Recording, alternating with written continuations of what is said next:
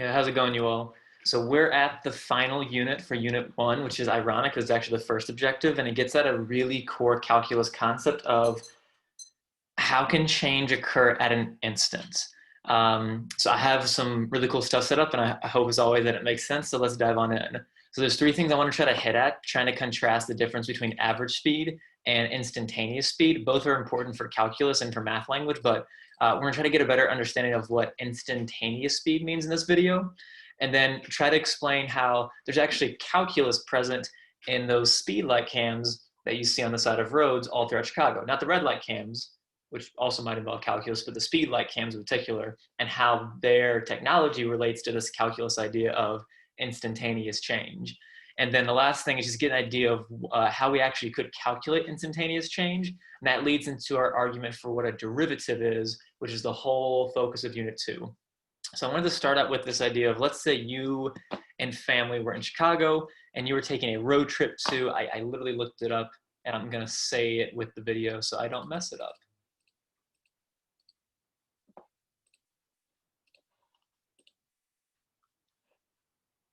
Manitowoc, Wisconsin. Manitowoc, Wisconsin. That was worth it for me. Hope it was worth it for you. But let's say you were going to Manitowoc, Wisconsin with family.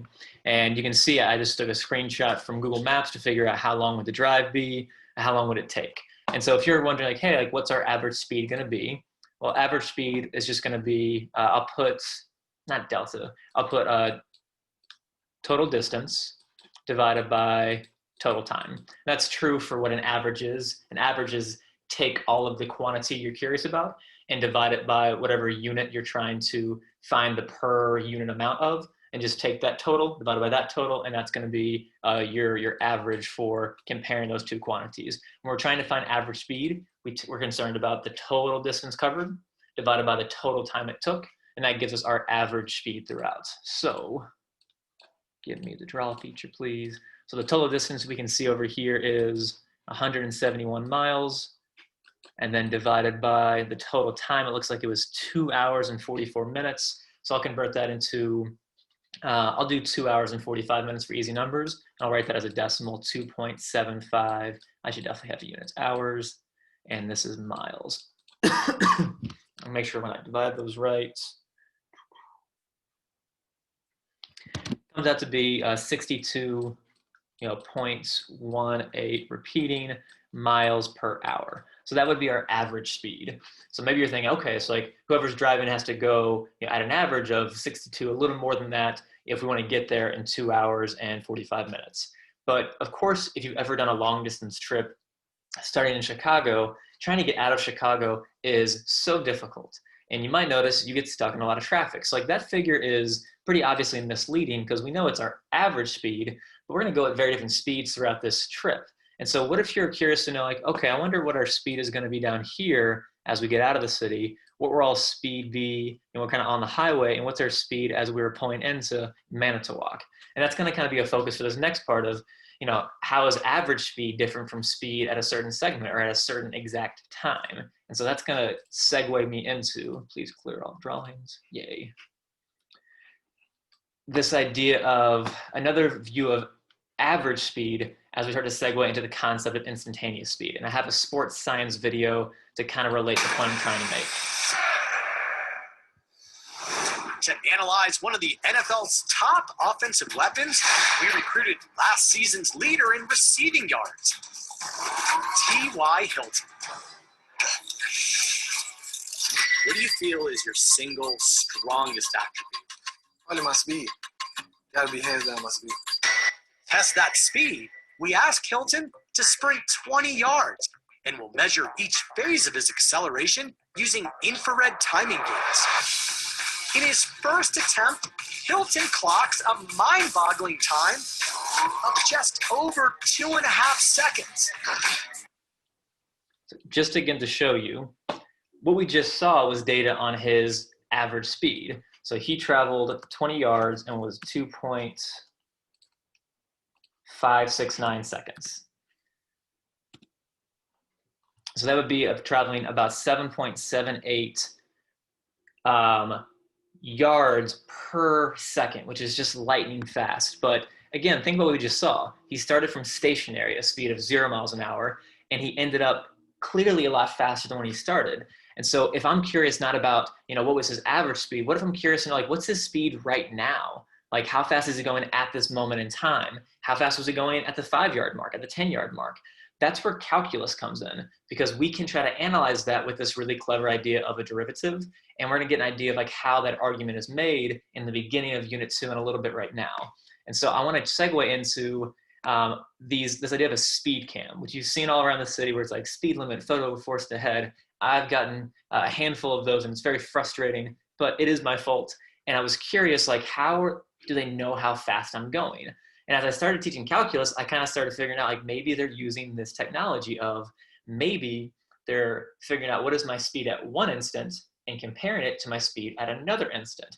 And then I found this video from a British Department of Justice explanation, and I think I got it. So follow along. This gets us into how are speed cams using calculus to figure out if we're speeding or not. How do we know cameras work?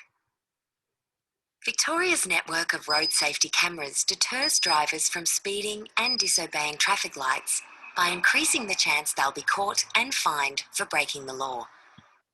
I said bridge. This is Australian. Most of us come across cameras almost every day, but may not know how they actually work. There are two types of cameras, mobile and fixed. Mobile speed cameras are installed in unmarked cars that transmit a radar beam across the road. When a vehicle passes through it, the beam changes frequency, measuring the vehicle's speed. If the driver is travelling over the speed limit, a photograph of the vehicle is taken. That is how like radar guns work, which is explained when a police officer has a radar gun, they're actually bouncing frequencies off cars to compare to their frequency to see how fast the car is going. This is how red light cams work. Intersection cameras detect speeding vehicles using two in-road sensors positioned a set distance apart. They determine the vehicle's speed by measuring the time it takes to travel from one sensor to the other. If the vehicle is exceeding the speed limit, then the camera is triggered and a photo is taken. So I want to just show this stop image a little real quick. So what they're doing is they're finding an average speed. They're seeing how fast is this car going at this place, this first yellow rectangle, and then how fast is it going here, and then comparing those two. The idea being, if we find average speed, but from times that are really close together, can we actually figure out how fast they're going at a moment? Like if I knew T.Y. Hilton's speed at the 18-yard mark and then at the 20-yard mark, could I figure out how fast he's going at the 19-yard mark? Could I find speed at an instant? So that's the last thing I'm going to analyze in this video, is just talking about how can we conceptually get at this idea of speed at an instant, instantaneous speed. And so what I've tried to do best I can is going back to the idea of, okay, families on a road trip, you're traveling, what would the different parts of your trip look like? So I tried to show, okay, we're in Chicago and we're stuck in traffic. So on the x-axis, I have time measured in hours. On the y-axis, I just have miles representing total distance we've covered on this trip. And so you can see we're stuck in traffic for the whole first hour. We just traveled 25 miles. But then we get out onto the highway, and now we're cruising at a constant speed. And now we're getting closer to Manitowoc, Wisconsin. And now we slow down a bit as we get into smaller towns and smaller roads, and then we get to our trip. And so my question was, one, like, what would the average speed be for this trip? What's really cool is that you can actually calculate average speed with a concept you all have known since freshman and even middle school, which is just slope. Because if I actually calculated, I wish I had it set up, but I don't. It's okay. I'm going to scroll down here and write. If I actually did calculate y2 minus y1 divided by x2 minus x1, well, that concept in this case, since my y values represent distance and my x values represent time, if I'm asking for y2 minus y1, I'm asking for the total change in distance. So that would be saying my total distance. And then x2 minus x1 would be like my total change in time. So that's by definition arguing, okay, distance divided by time, that would calculate your average speed. And so what we can do is, if I just consider this point, 3, 165, and then 0, 0, my starting point, I guess I did 0, 1, I didn't know until now. I'm gonna say it's 0, 0.